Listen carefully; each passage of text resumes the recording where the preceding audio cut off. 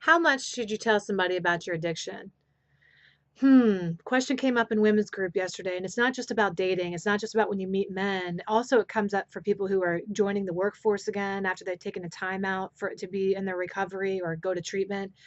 And you know what I really wonder when I hear that question is, what comes up when you think about sharing your addiction with other people? Let's pretend that you went away, for 30 or 60 or 90 days and you got some treatment because you had cancer and you actually worked your ass off, right? To fight the cancer. You went through chemo, you did surgery, you did all these things, changed your diet, changed your lifestyle, did all these things in order to be healthy.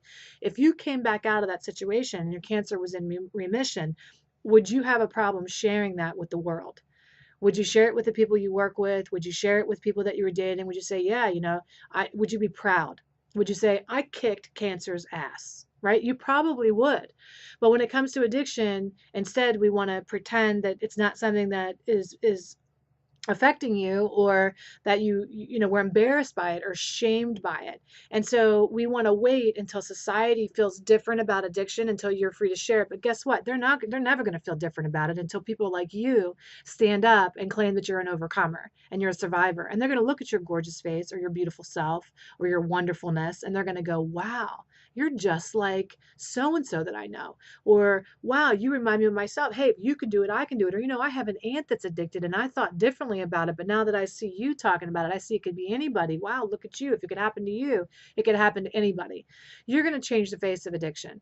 So, how much do you share? Well, that's in direct measure to your shame. How much shame do you carry around? The right person for you, if you're talking about in a relationship, isn't going to be the right person for you is going to value the fact that you're a survivor and an overcomer. If a person goes, "Oh, you're in recovery," they're not the person for you anyway.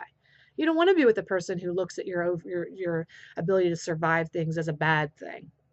I know you might have done things in your addiction you're ashamed of, and I want you to remember this, that wasn't a decision from a mind that you carry around today. That was from a compulsive mind that would have override its values to meet its needs.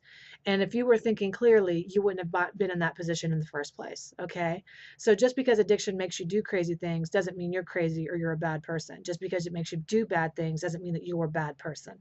So I want to encourage you, how much you share about your addiction, as much as you're proud of it, right? As much as you're proud of the overcoming and the survivor that you are, we need to be the first people to overcome that shame, right? It's going to start with you. All right. I love you. Take great care. Bye bye.